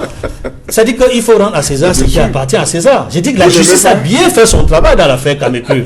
Parce que non seulement elle a relaxé pour faire non établi, c'est vrai, Tchouke et David Nouo en 1993, mais quand l'affaire a rebondi, le patron de la société Camecru, qui a fait dépenser plus de 60 milliards de l'État en plus, puisque nous avions contracté l'argent auprès de la BAD, de la Banque africaine de développement, on a dépensé plus de 60 milliards, l'État du Cameroun, mais il fallait rembourser, l'État du Cameroun a remboursé, mais il fallait que celui qui est considéré comme le détourneur de fonds publics, qui a été jugé par le TCS, a été condamné, je le rappelle, à 25 ans de prison. Il se retrouve aujourd'hui à Kondengi. Et ça, c'est un acte fort. Ça, c'était la deuxième affaire importante. La troisième, que je citerai s'est déroulé en l'an 2000. C'était le poisson d'avril de l'année. On va aller un peu plus vite. Du 1er avril 2000. Donc, simplement, vous savez qu'il est dans les usages, dans le métier, que les journalistes fassent un article le 1er avril pour... un canular. Un canular. Mais nous avons fait un article et il se trouve que nous avons été interpellés par le 7 qui nous a entendu, l'auteur de l'article. Il s'appelle, parce qu'il n'est plus aujourd'hui en Nouvelle Expression, Alain Mengono. Il n'est plus dans la presse. J'étais encore le rédacteur en chef. J'ai été interpellé, l'auteur de l'article, et Séverin Tchouke. Nous sommes partis de Douala pour le 7, alors que nous pensions que c'était juste, on devait juste nous entendre, et puis nous allions dire, en fait, que c'était le poisson d'avril, ce que nous avons fait, mais on nous a gardés pendant plus de 3 jours. C'était, je me rappelle, c'était du 10 au 12 avril 2000. Nous avons été enfermés au sous-sol du secrétariat d'État à la Défense. Félicitez toujours. Pour une affaire de poisson d'avril. Et je ne voudrais pas rappeler les conditions dans lesquelles nous avons été gardés dans ces cellules. On peut se féliciter. Donc les conditions de détention n'étaient pas du tout conditions de détention. Je ne veux pas revenir sur ces faits qui sont plutôt intimes. Ils sont dehors. Et je vais vous dire, la justice est saisie du dossier et 3 jours après, nous a rétablis. Voilà. Et je voudrais ici mentionner le rôle important qu'auront joué un ancien confrère de la CIATV de l'époque, Jean-Martin Ndi, qui nous a rendu visite pendant ce moment-là en cellule, mais aussi un ministre en fonction aujourd'hui, qui était ministre de la communication de l'époque, qui a été, je dois le dire ici, une interface dans cette affaire. Parce que c'est lui qui a réussi à convaincre aussi bien sa hiérarchie que les magistrats de l'importance de l'usage du poisson d'avril dans le métier de journaliste. Je vais le citer, le professeur Jacques Famendongo. Et je dois lui dire encore merci aujourd'hui parce que le rôle qu'il a joué dans cette affaire nous a beaucoup aidé. Okay. Dans cette affaire de poisson d'avril. Nous avions été relaxés après avoir passé 3 à 4 jours dans le sous-sol du 7. Et je ne vous dis pas comment est-ce qu'on a vécu ce moment-là. Vous pouvez l'imaginer. Alors, j'imagine que vous allez répondre à la question que j'ai posée dans le deuxième tout à l'heure. Je vais permettre à Maître Agbor Congo de réagir sur la stratégie gouvernementale en matière de riposte contre le coronavirus. Maître, vous qui avez été en prison à Yaoundé précisément, lorsqu'on parle de limiter la propagation du coronavirus en milieu carcéral, ça vous rappelle, ça vous dit quoi? Comment vous comprenez cela? Comment ça sonne dans vos oreilles?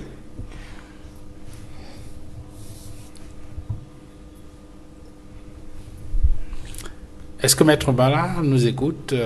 Peut-être qu'il y a un problème de son qu'il faut régler. Voilà, en attendant que Maître Agbor Bala revienne. Maître Julius Achou, je reviens à vous. C'est une question préoccupante. Vous êtes avocat et vous allez dans les prisons tous les jours, vous rencontrez des gens. Vous avez entendu qu'il y a eu des mouvements en Koningui notamment cette semaine. Pourtant, il y a une décision du président de la République qui vise à décongestionner les prisons. Est-ce que vous avez le sentiment que cette décision a vraiment décongestionné? Vous savez, c'est très difficile de décongestionner une prison. La prison, c'est très difficile de décongestionner parce que la condition dans laquelle ils se trouvent, n'est-ce pas, sont très désagréables. Il faut l'avouer. Je me rappelle, quand j'étais membre du conseil de l'ordre, sous le guide de Batoné Tchungan, on avait fait un bon rapport. On avait visité les prisons et fait un rapport, n'est-ce pas, au ministre de la Justice, pour expliquer les conditions dans lesquelles les prisonniers se retrouvent. Bon, on a fait ce rapport. Bon, on ne sait pas ce qui s'est passé par la suite. Je suis plus membre du conseil de l'ordre des avocats. On ne sait pas. Mais, quand vous regardez ce qui se passe à l'heure actuelle, c'est des mesures d'urgence. L'urgence, n'est-ce pas, a poussé tout le monde d'accepter le fait qu'on doit décongestionner les prisons. Tout à l'heure, mon confrère parlait de l'assurance. Il doit comprendre que l'assurance est un mot qui dépend du côté là où vous êtes et comment vous regardez. Nous voulons rassurer la majorité des Camerounais. Et pour le faire, alors les mesures qu'on a prises, c'est quoi? on a essayé de désinfecter toute la prison. Ils sont en train de faire des tests que nous réclamons également dans les quartiers. Mais pour les prisonniers, on ces tests à l'heure actuelle. Ils sont en train de le faire. Ils sont en train de le faire sortir, n'est-ce pas, par les mesures, n'est-ce pas, des commutations et remises que le chef d'État a ordonnées. Ils sont en train de faire, je sais qu'ils sont en train de mettre en place le système de peines alternatives. C'est-à-dire, au lieu de rester tout le temps en prison, vous pouvez faire autre chose pour le bien de la société, et ainsi de suite. Et en regardant ces mesures, je pense qu'à l'heure actuelle, plus de 400 personnes ont trouvé la liberté. Si les statistiques sont que les journaux ont publiées, c'est à peu près 400 qui sont sortis.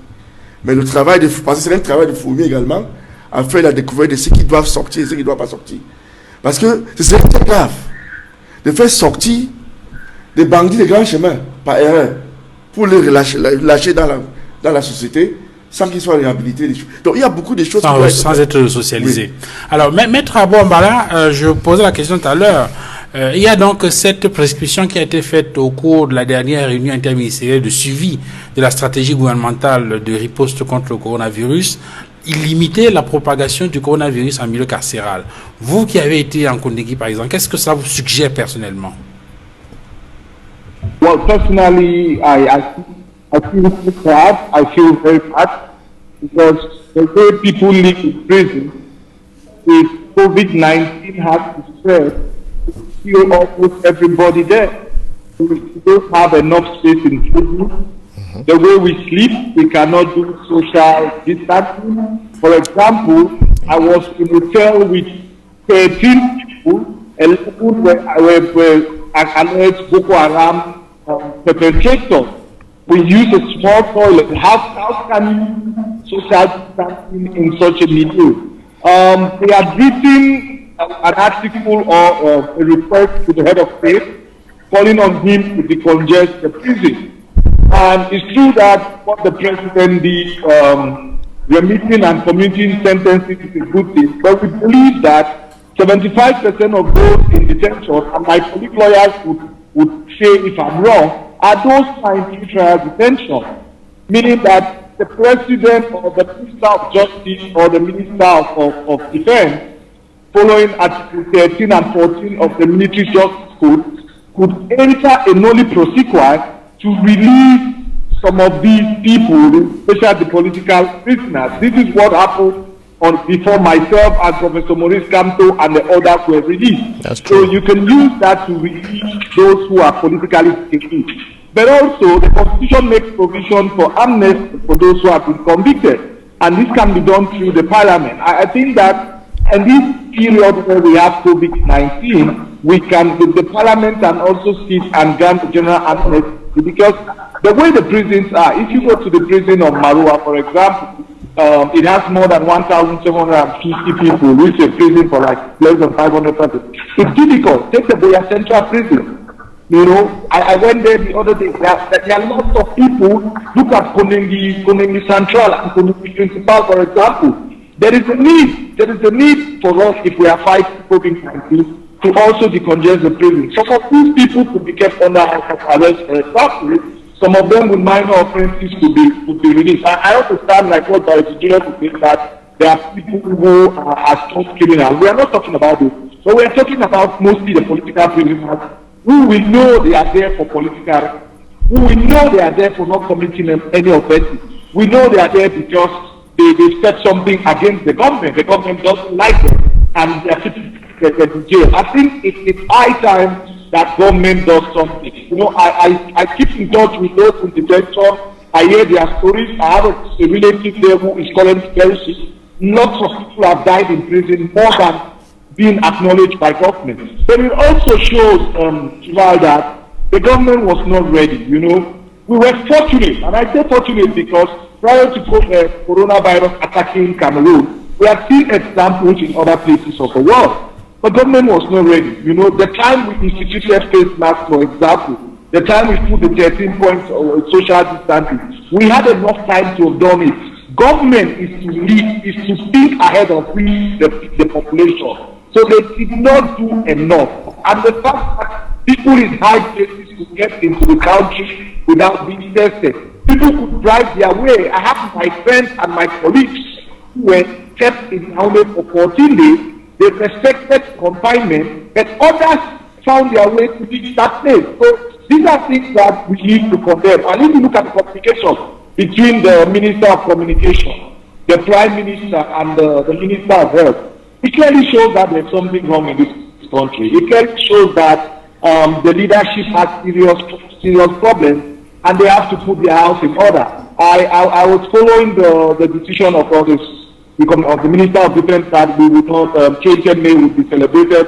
Afterwards, I saw what the Secretary General of the Presidency wrote. If I may ask the panelists, why do we need to have a Secretary General of the Presidency that is very powerful? Why do we need to have a Secretary General of the Presidency who thinks he's above the Prime Minister? The Prime Minister is head of government. The Secretary General of the Presidency is the minister under the Prime Minister. If I were the Prime Minister, I would have to put my foot on the ground. Whether it's Mr. Atanganji or whoever, everybody has to take instructions from the Prime Minister, and they have to coordinate the fight against COVID-19. And not only about those in government, they need to involve civil society. They need to involve political parties. It is not something about government alone. It's something about everybody. That is why the initiative of Survival Cameroon, you might not like, but money is contributed to help Cameroonians. You need to find a way for that money to trickle down to Cameroonians. People cannot be dying and you are politicizing treatment. If you follow what the director of the WHO said, coronavirus does not know politics. It's not time to do politics.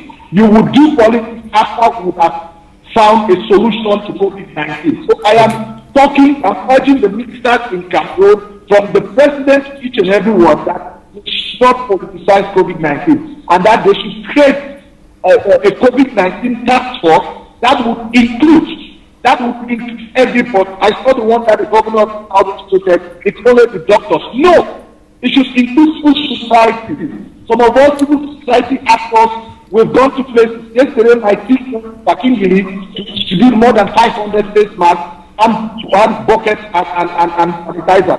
We need to encourage other civil societies doing the same. And if it has work out to be taken, they have to be involved. This is not time to campaign. This is not time to show the people that you are the one doing. And don't forget, history will judge us. History will judge each and every one for us that when COVID-19 was attacking this country, what did it do? Did you politicize it? Did you make sure that the face mask, the bucket, the sanitizer that was supposed to go to the population did not get to the population? This is what the state has to do. And it's incumbent on the state to ensure, because the state has a priority, responsibility to protect its citizens. That is the first thing. The government must protect us. And in protecting us, the government should be honest and open enough to accept support from others, and also to work with other organs, whether they are political parties, whether they are civil society, whether they are teachers, that can raise funds for us to support those stages. I challenge government that you need to work with the people of Survival Cameroon to find a solution. I challenge the people of Survival Cameroon also that you need to work with government to find a solution. This is not time to play politics. Don't play politics with the lives of people. People are dying. You need to find a consensus and find a solution. Ok, merci Maître Abor Mbala pour cette nouvelle intervention. Maître Roland Djiou, est-ce que... Il n'avait pas terminé, parce que... Oui, allez-y terminer pour que je n'en parle. Oui. Peut-être pour vous relancer, est-ce que le fait de n'avoir pas associé, la société civile et d'autres formations politiques, je vais dire, fait une large concertation qui justifie cette gestion qui est considérée par certains comme étant tatillonne? Non. Cette pandémie est arrivée au Cameroun, a pris tout le monde de coup. On ne doit pas faire comme si les ministres sont des extraterrestres. C'est des êtres humains comme nous tous. Et quand c'est arrivé, et tout le monde a pris la panique. Ce que le gouvernement a commencé à faire d'abord, c'est pour sensibiliser les Camerounais qu'il y a quelque chose qui est arrivé qui est très grave. Et on ne doit pas se précipiter pour mener des actions, n'est-ce pas, qui va faire propager cette histoire et va rendre ça plus grave et incontrôlable. Le gouvernement a commencé par, comme on dit, sensibilisation. Deuxièmement, c'est la responsabilisation des Camerounais. Regarde, nous tous, tout le monde marche avec ça. Il faut qu'on remette dans notre tête que cette histoire de la santé d'abord, n'est-ce pas? C'est une question personnelle. Vous devez veiller à ce que vous ne tombez pas malade. Vous devez prendre certaines mesures vous-même avant que le gouvernement intervienne. Okay. Attends, je ne vais pas terminer. Et troisièmement, le gouvernement maintenant doit mettre en place les mesures d'accompagnement. Tout à l'heure, on a parlé des tests qui devaient se faire dans le quartier. Ce n'est pas encore arrivé. Mais il faut noter que ceux qui sont confinés à l'heure actuelle ont fait l'objet de tests. Ceux qui sont en prison sont en train d'être testés. Bon, ça vient au fur et à mesure, n'est-ce pas, dans la possibilité de l'État. Vous parlez des organisations des sociétés civiles. Il y en a plusieurs au Cameroun. C'est tout à fait normal que ceux qui n'ont pas été choisis pour participer peuvent se plaindre. C'est la même chose avec les partis politiques. Certains partis politiques sont en train de le faire. Le problème qui se pose, que tout le monde le connaît, c'est le problème MLC, qui préfère de faire appel, n'est-ce pas, au public, à l'épargne publique. Alors qu'on sait qu'il y a une procédure à la matière. Et en même temps, on sait que l'argent, une bonne partie de cet argent doit venir de l'extérieur. Ils avaient créé une société, n'est-ce pas, ou bien une association dite Suivi Cameroun, comme le nom là, comme mon confrère vient de le dire, cette organisation n'a pas besoin d'autorisation de faire quoi que ce soit. Si ça, son exemple est illégal, ils n'ont qu'à procéder à le faire au lieu de faire appel à l'épargne publique. C'est ça le seul problème. Comme le MS a beaucoup d'argent, Maître Akobala veut dire qu'il vient de distribuer plus de 500 masques à Idenao. Est-ce qu'il a demandé une autorisation? Pourquoi pas acheter, n'est-ce pas, tous ces accessoires-là qu'on a besoin pour distribuer? Pourquoi tous ces bouquins autour? Parce que vous avez 500 000 euros qui doivent venir au Cameroun. Pourquoi pas acheter ça et faire distribuer aux Camerounais? On doit faire tous les bouquins. On doit faire comme si le ciel est en train de tomber sur le Cameroun à cause de ça. Mais quand on parle de politisation, l'État n'a pas voulu politiser. Mais pourquoi un parti politique veut politiser? Ok. Maître Diou, vous vouliez répondre d'ailleurs sur la question de la propagation du coronavirus en milieu carcéral. Tout à fait. Ouais. Avant de répondre à cette question, j'aimerais quand même préciser que nous avons, et je le dis à la suite du confrère Akobala, que en ce qui concerne les prisonniers politiques, les prisonniers d'opinion, nous avons encore 14 des nôtres qui sont encore en prison, à Kondengui, à Mfou, qui sont encore en prison. Il y a 17 000 prisonniers, vous parlez que de 14, cher ami. Confrère, chacun est libre de prêcher pour sa chapelle. Et encore que je n'avais pas terminé avant que vous ne m'interrompiez. Maintenant que vous m'avez interrompu, vous me permettrez de continuer en indiquant que, outre les 14, qui sont les nôtres, il y a d'autres prisonniers d'opinion au Cameroun qui ont été interpellés, notamment dans le cadre de la crise anglophone, notamment dans le cadre d'autres manifestations, parce qu'au Cameroun, il y a les gens du MIDA, par exemple, etc. Cette situation doit être traitée avec sérieux. Le confrère a indiqué tout à l'heure des choses sur lesquelles je ne souhaite pas revenir, mais je veux simplement renchérir pour dire que si on veut désengorger, décongestionner les prisons, ce n'est pas les quelques 400 qu'on a remis en liberté qui vont donner le sentiment du désengorgement. J'aimerais simplement prendre un exemple que nous tous connaissons ici, en tout cas pour nous qui sommes des praticiens du droit. Nous savons que à peu près la moitié de la population carcérale camerounaise est constituée de personnes de prévenus ou de personnes en instance de jugement non encore condamnées. C'est-à-dire des personnes qui, en principe, jouissent encore de la présomption d'innocence. Ça, c'est de deux. Il y a aussi beaucoup de prisonniers pour des délits, on va dire, de relative petite importance. Vous me pardonnerez l'expression. C'est-à-dire des délits pour lesquels on peut justement appliquer les peines alternatives. D'ailleurs, qu'on a annoncé en grande pompe lorsque le code pénal était réformé.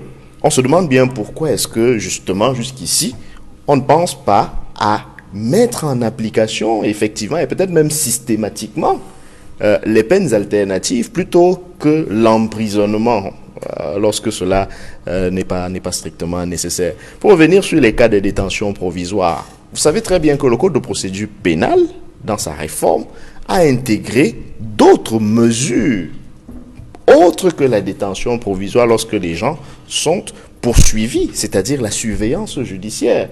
On peut parfaitement envisager des situations où les personnes sont remises en liberté, mais sous surveillance judiciaire. Elles auront par exemple l'obligation de pointer chaque semaine dans un commissariat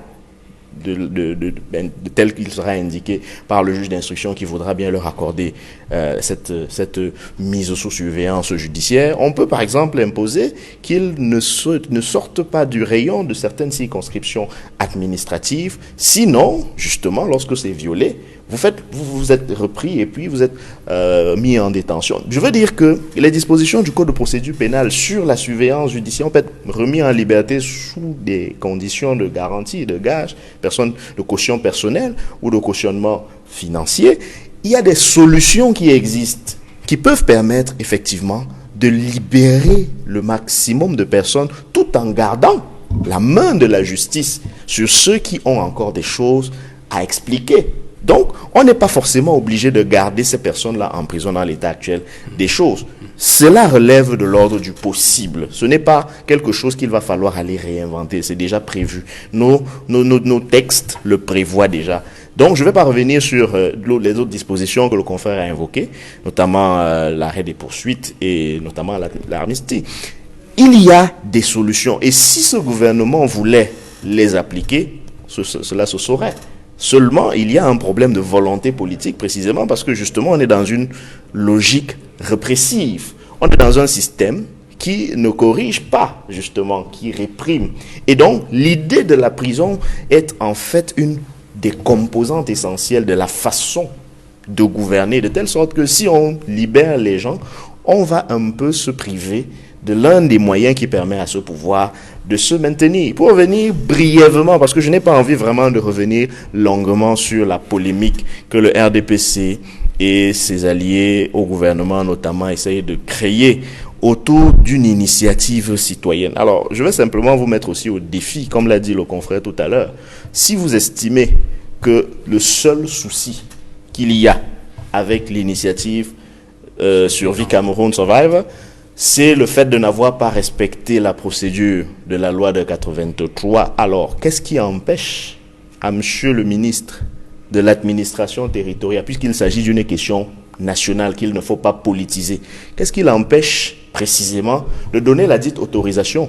Je vous en prie, encore une fois, je ne vous ai pas interrompu. C'est vous qui parlez de politisation. Donc vous avez un ministre qui dit, ok, comme c'est les affaires du MRC, et comme ils ne veulent pas se plier à ma volonté, je préfère interdire. Alors que le même ministre peut dire, bon, venez me voir, on organise. Je veux dire que si c'est ça la logique, selon vous, alors on peut la lire dans le sens inverse. On peut se dire, ok, pourquoi ne pas avoir pris sur soi en tant que ministre de la République qui ne politise pas la question d'encadrer, d'organiser, surtout, et alors même que les initiateurs ont pris la peine de tendre la main. Toutes ces personnalités, toutes ces autorités ont été conviées à la gestion de cette initiative qui, je dois le rappeler, n'est pas une initiative partisane. Elle est le fait, certes, elle a été lancée, certes, par un homme politique bien connu, le professeur Maurice Kamto, le président élu, même si cela gêne quand on le dit. Cela n'empêche pas que ce soit une initiative citoyenne qui va au-delà des clivages politiques, qui s'adresse à la conscience de tout un chacun et pas seulement des militants du MRC. Ce qui vous gênerait aussi serait peut-être le fait qu'il y ait eu de la communication autour.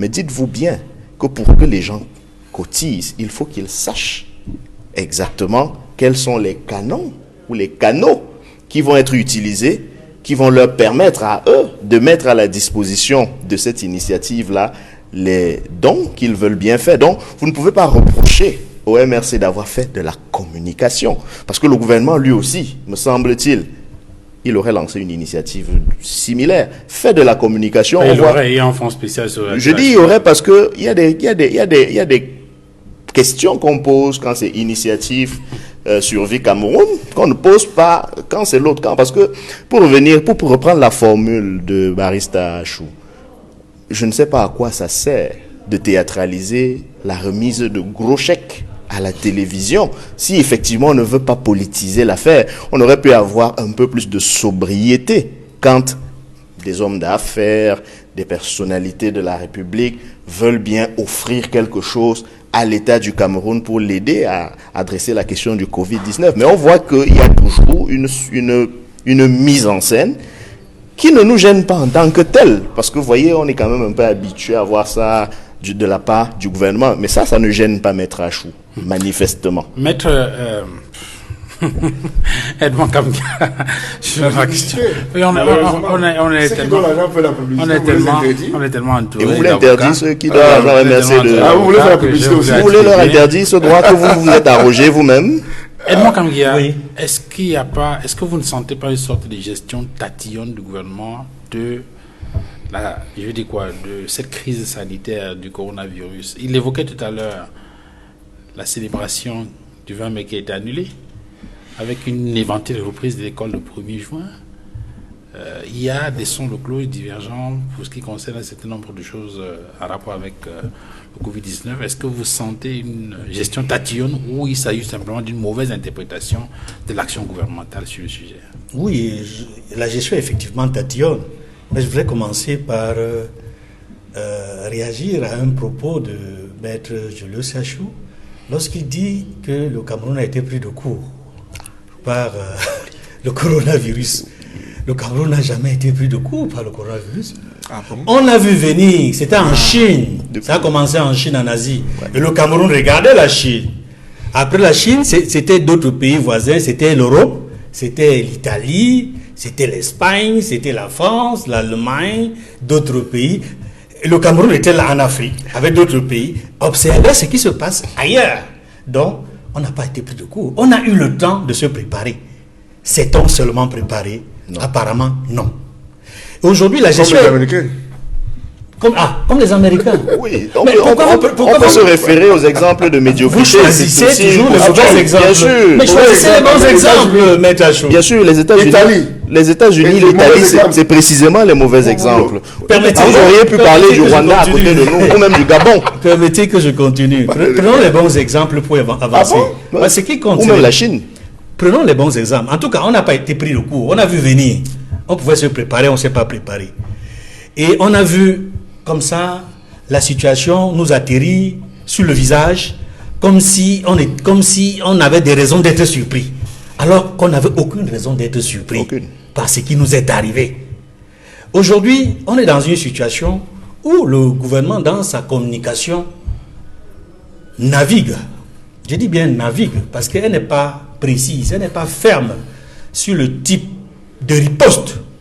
J'aimerais bien que le ministre de la Santé, ou alors que le gouvernement nous dise quelle est l'option stratégique de riposte choisie par le Cameroun.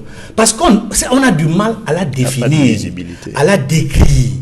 Parce qu'elle navigue, elle va, à un moment donné, elle semble aller à gauche, puis elle va à droite. Est-ce que c'est le confinement? On sait déjà au moins une chose, ce n'est pas le confinement général.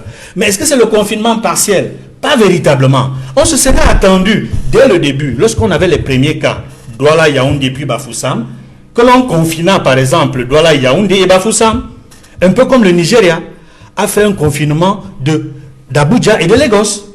On aurait pu opérer de cette façon qu'on n'aurions pas eu les résultats, les cas confirmés actuels. Si on avait fait un confinement partiel de villes où on a des personnes qui sont arrivées et qui sont testées positives. Malheureusement, on ne l'a pas fait. Bon, aujourd'hui, on avance au cas par cas. Aujourd'hui, j'ai écouté, il y a quelques heures, hier ou avant-hier, le ministre de la Santé, par rapport à la question du protocole. Parce que c'est une question de fond qui est posée. Quel est le protocole que le gouvernement camerounais utilise pour ses malades?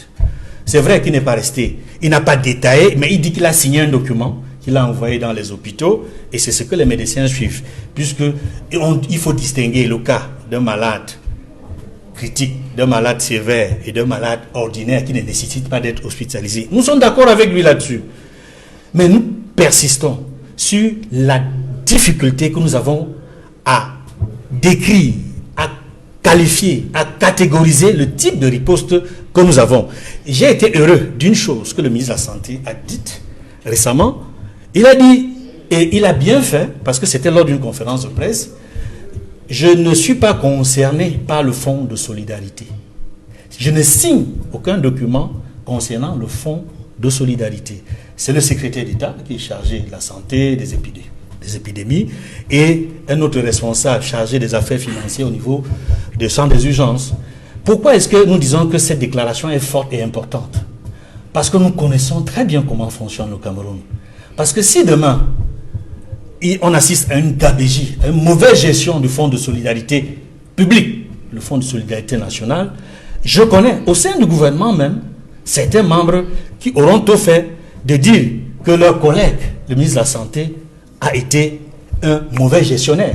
J'ai dit, il a bien fait de préciser que sa signature ne figure pas. Il s'occupe des questions de stratégie. Mais sauf que je l'interpelle sur la nécessité de préciser quelle est la stratégie nationale de riposte camerounaise. Il n'y a pas de réponse à ça. Bon, vous avez dit, je l'ai dit également. Sortir rapidement puisqu'on en a fait. Oui, la gestion est tatillonne parce qu'aujourd'hui, les Camerounais ont le sentiment que on avance d'un pas, on recule de 2 pas. On nous a annoncé la rentrée scolaire pour les enfants le 1er juin. Mais nous avons été totalement ébahis lorsqu'un communiqué signé par le secrétaire général des services de la présidence nous dit qu'il n'y aura pas de fête du 1er mai, il n'y aura pas de fête nationale. Fête publique.